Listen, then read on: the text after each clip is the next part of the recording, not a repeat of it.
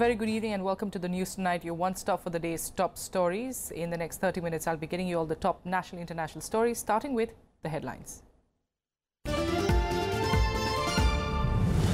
Congress battles resignations of 6 MLAs and threat of defections from its Gujarat unit, takes remaining MLAs from the state to Karnataka.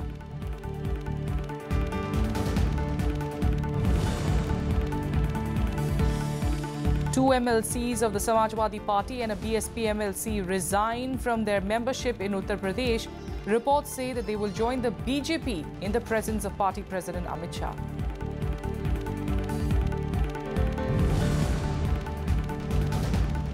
New members of Bihar cabinet are sworn in Patna. 19 MLAs from the JDU and 16 from the NDA join Nitish Kumar's team in the state.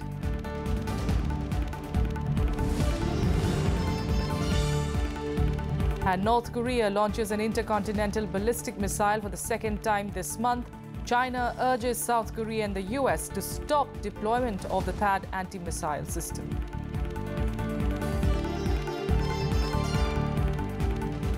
Top story this evening. After Bihar, the state of Gujarat is now witnessing political upheaval. At least 6 Congress MLAs have resigned in the last 2 days, and there are reports that more could be on their way out. This just days ahead of the crucial Rajya Sabha elections on the 8th of August, in which Congress veteran Ahmed Patel is seeking a re-election. In a bid to keep its flock together now, the Congress has flown more than 40 of its MLAs to Karnataka. With 6 of its MLAs resigning from the Gujarat Assembly and threat of more desertions looming large, the Congress dispatched a plane load of its MLAs to Karnataka on Saturday. This in a bid to protect them from horse trading ahead of the crucial Rajya Sabha elections on the 8th of August. किस प्रकार से सरकारी machinery का, police प्रशासन का, जिला प्रशासन का दुरुपयोग किया जा रहा है, तो अगर यही नौबत आ रही है तो फिर कैसे, क्यों नहीं कोई पार्टी में विधायकों को बचाएगी उनसे, उनकी गुंडागिर्दी से, उनके असामाजिक व्यवहार से। इसलिए बचाने के लिए उनको एक जगह रखा गया है।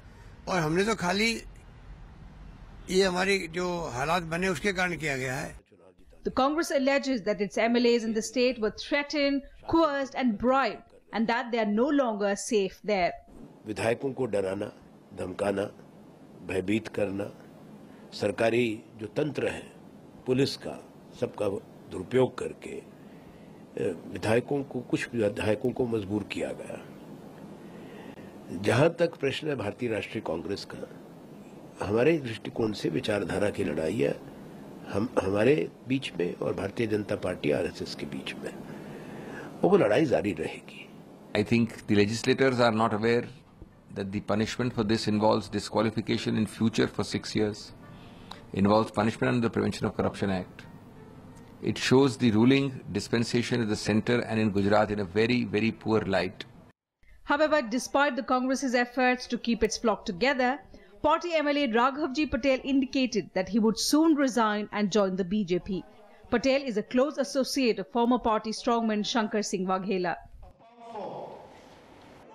With the spate of resignations by its MLAs, the strength of the Congress has gone down to 51 in the 182-member assembly. If defections continue, it will get difficult for Ahmed Patel, the political advisor to Sonia Gandhi, to get re-elected from the state to the upper house. The BJP, on the other hand, has pitched former Congress MLA Balwant Singh Rajput against Patel. Bureau Report, Rajya Sabha TV. And mirroring the developments in Gujarat, 3 members of the UP Legislative Council resigned on Saturday. 2 of them belong to the Samajwadi Party, while the third is from the Bahujan Samaj Party.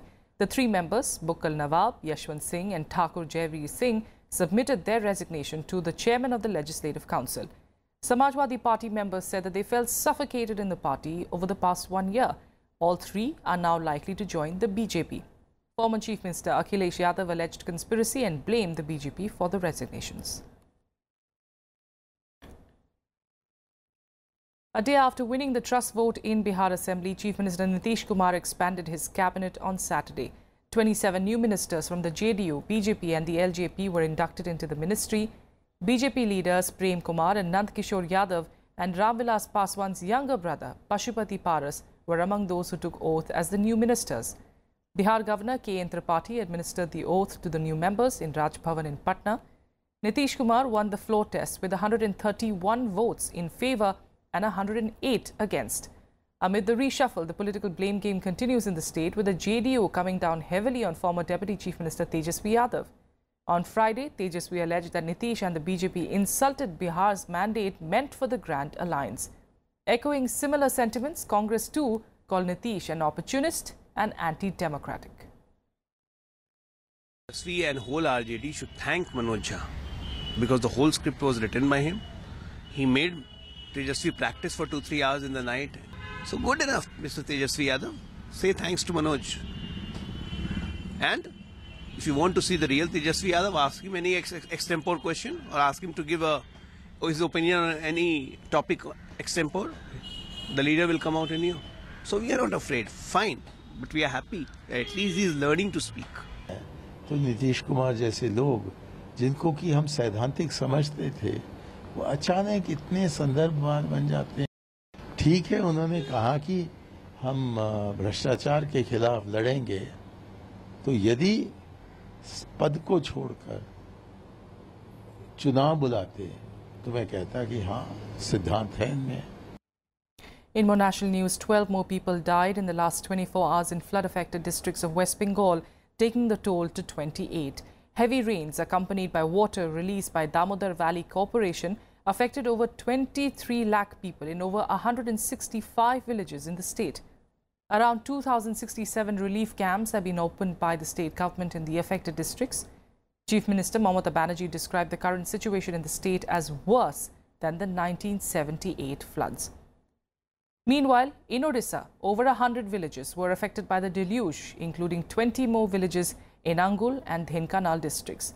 The flood situation in Sundargarh district was, however, improving as water level in the Brahmani and Eb rivers receded. The rivers are said to be flowing below the danger level mark now. Meanwhile, fear of a moderate flood has increased in downstream districts due to flood water being released from the Rengali Dam.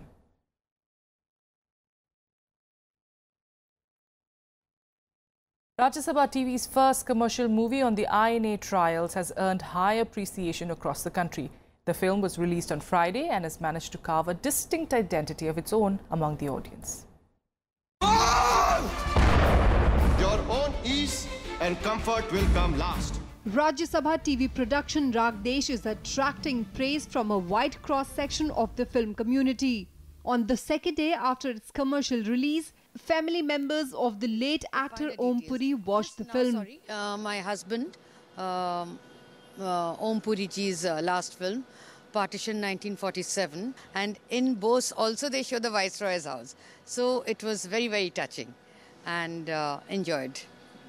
I'm so happy Rajya Sabha TV has taken this initiative, and I hope good, constructive, historical films are made in future. हमें court room drama अच्छा लगा और war sequence भी बहुत अच्छा लगा। बहुत खूबसूरती से फिल्म किया गया है। हर तिग्मांशु धूलिया की फिल्म बहुत खूबसूरत है वैसे। Film is earning appreciation for its casting, music and direction as well. गा रही है पवन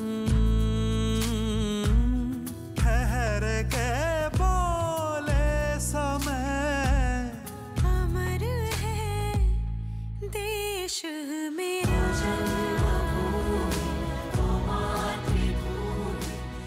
ऐसे लोगों को कास्ट किया जिनको हमें देख के लगता है कि हाँ, ये उस टाइम INA के ग्रेट सोल्जर्स थे जो लड़े हैं देश के लिए, या उस टाइप की आर्मी थी।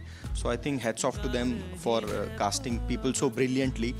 तो जिस तरीके से लिखावट है, जिस तरीके से गाने हैं, जिस तरीके से संगीत है, वो बहुत ही इस फिल्म को सूट करता है। और इसकी ये बड़ी ये ऐसी डिमांड ही है इस फिल्म की कि इस तरह के गाने होने चाहिए। बैकग्राउंड देखेंगे, फील देखेंगे, तो उन सब चीज़ों का बहुत बड़ा इम्पैक्ट होता है। तो आपने बताया कि लोकेशंस की परमिशन लेना, मतलब it's a tough task actually. So मैं कहूँगा सारे जितने भी दर्शक हमें देख रहे हैं, एक बार जाइए, मूवी देखिए। Raag Desh released on Friday in over 1,000 theatres all over India. The film has been critically acclaimed widely in Mumbai and Delhi. Deepak Dobhal's report for Rajya Sabha TV. And now let's take through some more national news updates in Nationwide. 10-member CID team, including 2 women officers, questioned BJP leader Rupa Ganguly at her residence in Kolkata. The CID is investigating a child trafficking racket in which babies and children were sold through illegal adoption deals. The officials claim that some documents, including bank statements, were collected from her residence.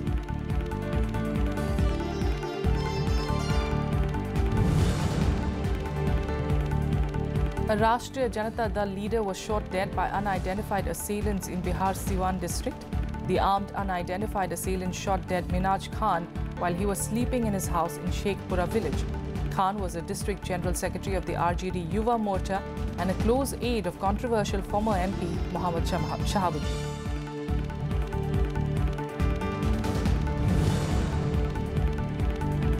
Faced with a barrage of protests by Kannada outfits, Karnataka Chief Minister Siddaramaiah has asked the Bangalore Metro to drop Hindi from its public display signs. He also wrote to the centre that the 3-language format will be counterproductive, although the centre had instructed the Metro to follow the policy in December.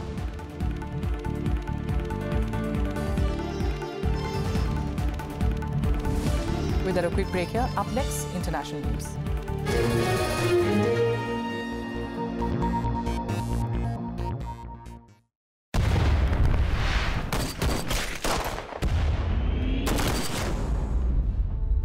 I think they're ready to surrender. INA की बागी फौजियों पर अंग्रेज देशद्रोह का मुकदमा चलाएंगे। उन तीनों के बचने के चांसेस कम हैं। ये कोई आम केस नहीं, कोर्ट मार्शल है। बोला भाई, ये केस आप कांग्रेस के लिए नहीं, सुभाष बोस के लिए लड़ी। Lieutenant Gobak Singh Dhillon, Captain Shah Nawaz Khan, Captain P.K. Sehgal. Section 41, waging war against the king. You are charged with murder. Do you plead guilty to the charges read out? ईमानदारी से आजादी के लिए लड़ने वाली अगर कोई फौज है तो उसका नाम है आजाद हिंद फौज। The safety, honor and welfare of your country comes first, always. British Indian Army hand you over to the Japanese Imperial Army. Hindustan और अंग्रेजों के बीच एक धागा था, वो टूट गया। इस बार कुछ ऊपर नीचे हुआ तो देश में बवाल मच जाए। अब जनता किसी अंग्रेज को नहीं छोड़ेगी। रात दिन अपने सीने विच वजदी आजादी दे राग नू बंद कर ला। अंग्रेजी अफसरों ने साडी हिफाजत नहीं की, तो वो हमारी वफादारी के हकदार किस तरह हो सकते हैं? आज हिंदुस्तानी फौज के पास अपना असली मकसद है, हिंदुस्तान की आजादी। तुम मुझे खून दो, मैं तुम्हें आजादी दूंगा। ये मुकदमा पूरी इंडियन नेशनल आर्मी का है। क्योंकि हमने वो दिन देखा है जब हमें ऐसा लगा था कि हमने हिंदुस्तान को वाकई आजाद कर दिया।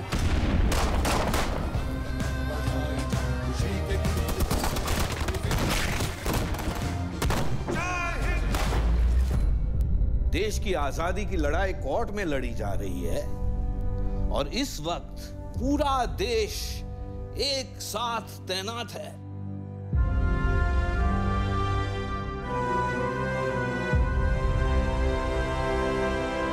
This trial and its judgment shall be remembered throughout history.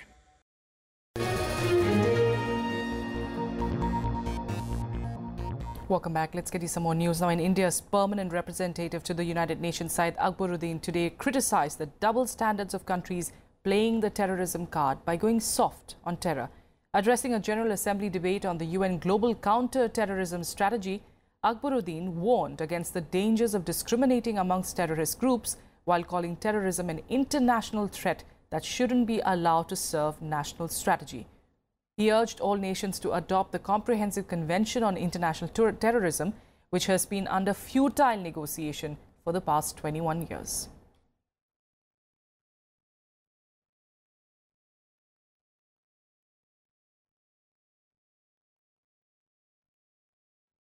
Meanwhile, outgoing Pakistani High Commissioner Abdul Basit has pitched for talks between India and Pakistan, saying that it was a prerequisite and a necessity to mend relations between the neighbours. However, he did punctuate his pitch for dialogue with his advocacy for self-determination of Kashmiris. At Sharm el Sheikh, actually, both the countries then took a considered decision that we would separate talks from terrorism, because there would be forces, and let's admit it, on both sides, who are perhaps do not find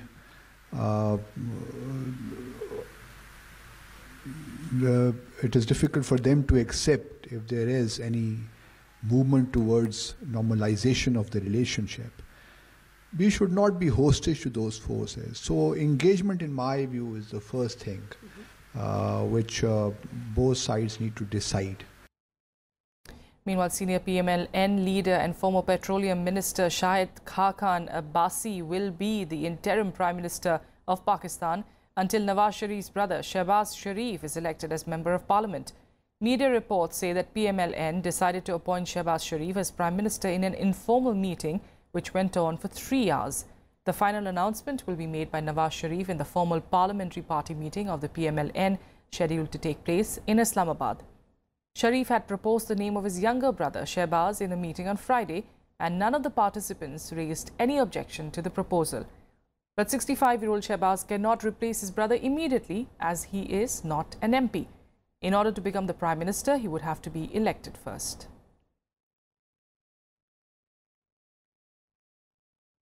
In more international news, China has strongly urged South Korea and the United States to respect its concerns and stop the deployment of the THAAD anti-missile system. The Chinese response comes after it was reported that South Korean President Moon Jae-in has asked his aides to consult with the US about the deployment of 4 more mobile launchers of the THAAD. This after North Korea tested another ballistic missile. China says that the deployment of the missile system will not address South Korea's security concerns nor contribute to the denuclearization of the Korean peninsula.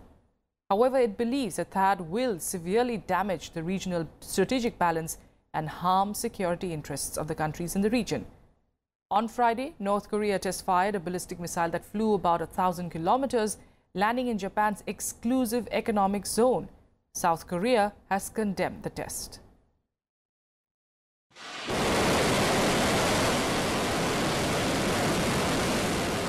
Despite continued sanctions and condemnation, North Korea's belligerence continues.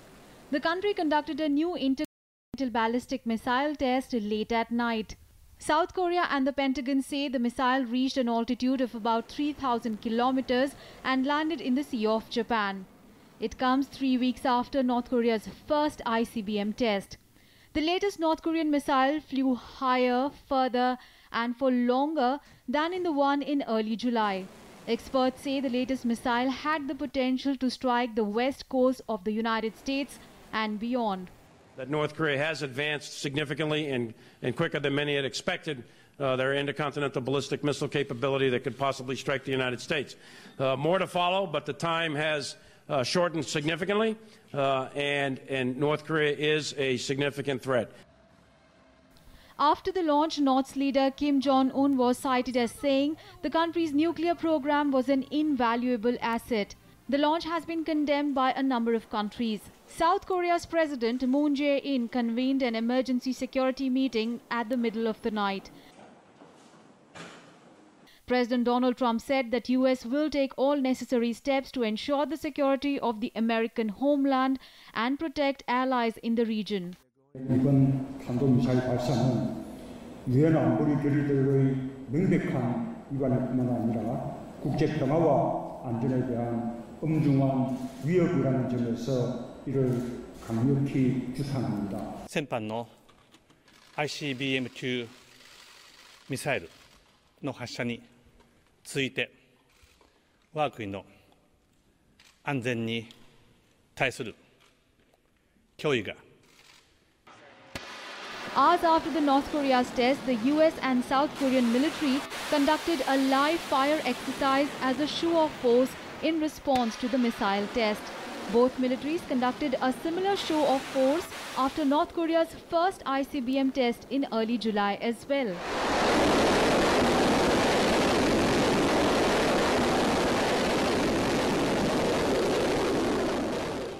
Experts Reports say that North Korea has accelerated its ICBM missile program. The US believes that North Korea will be able to launch a reliable nuclear-capable ICBM by early 2018. 2017 has been a year of rapid progress for North Korea's missile program. Pyongyang has carried out 12 missile tests and has conducted 2 ICBM tests now. US lawmakers have overwhelmingly passed a bill that would expand economic sanctions on North Korea. However, so far sanctions have not slowed Pyongyang's march towards a long-range nuclear missile. While the Trump administration officials have warned that all options are on the table, but a clear path forward is yet to materialize. Bureau Report, Rajya Sabha TV. And here are more international news updates in Global Buzz.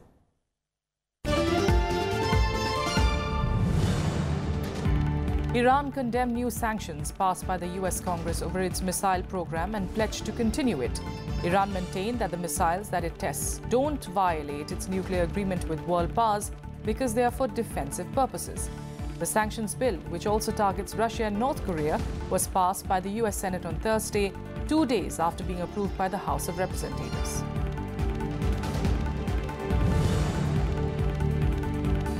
One person was stabbed to death and 6 others injured on Friday after being attacked by a man wielding a knife. The 26-year-old suspect was later arrested. Police said that he was in the United Arab Emirates, though they were still working to establish his nationality. Hamburg's mayor said that the man had apparently sought shelter in Germany and that authorities had been unable to deport him because he had no papers.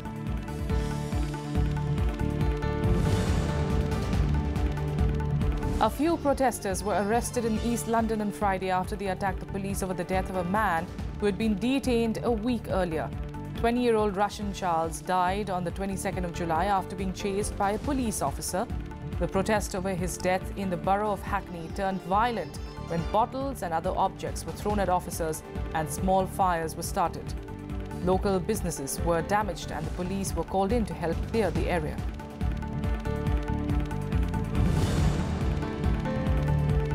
Sri Lanka finally signed a $1.1 billion deal on Saturday to lease the southern Hambantota port to China. This comes after several months of delay because of caused by local protests and claims by opposing politicians that this would threaten national security. To help ease these concerns, Sri Lanka's cabinet approved a revised deal to cut the Chinese firm's stake to 70% and assured the port would not be used for military purposes.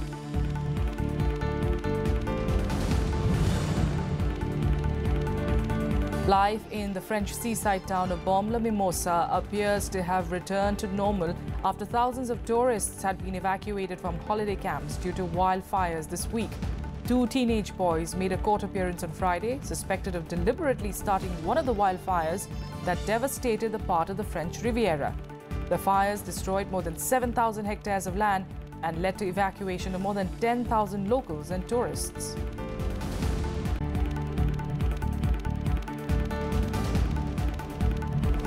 With that, another quick break here. Up next, we're getting you sports news. Stay with us.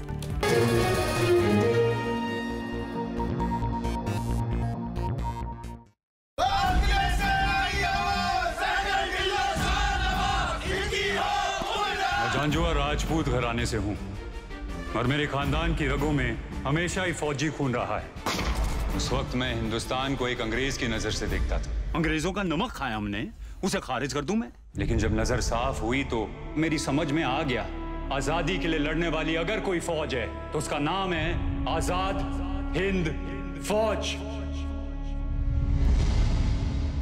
खानदान दी पग तार तार करके हुण रिश्ते गिना रहे हो। You are charged with Indian Army Act Section 41, waging war against the king. कसमें खाई थी कि अंग्रेजों के खिलाफ लड़ेंगे, चाहे खुद की जान क्यों नहीं चली जाए। अंग्रेजों के खिलाफ हम तीनों साथ लड़े हैं, मुकदमा भी साथ ही लड़ेंगे।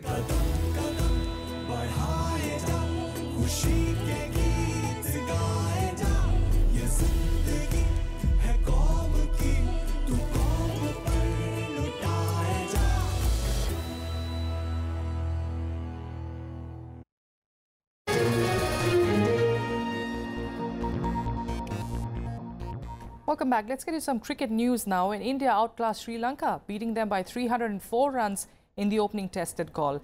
India led the three-match series 1-0, and this is India's biggest overseas win, surpassing the 279-run victory against England at Leeds in 1986.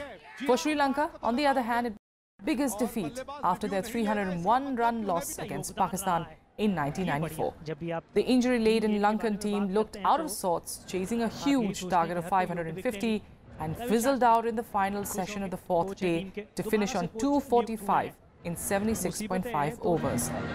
Earlier, India captain Virat Kohli struck his 17th Test 100, with the team declaring their second innings at 240 for 3. D. Karunaratne batted well for the first two sessions, scoring 97 before getting out. Ravichandran Ashwin ran through the Lankan middle order, picking up 3 wickets for 65 runs. The Kerala High Court on Friday directed the central government to ensure participation of PU Chitra in the World Athletics Championships in London next month. In an interim order, the court directed the government to make all arrangements to see that Chitra participates in the event. The court also observed that the selection process for the championship appeared to be non-transparent and qualified athletes were being ignored. Chitra, who had recently won a gold in the women's 1500 meters event in the Asian Athletics Championships in Bhubaneswar, had filed a writ petition after she was excluded from the Indian squad by the federation. In her plea, she said that her gold medal performance at the Asian Athletics Championships made her an automatic pick for the World Championships.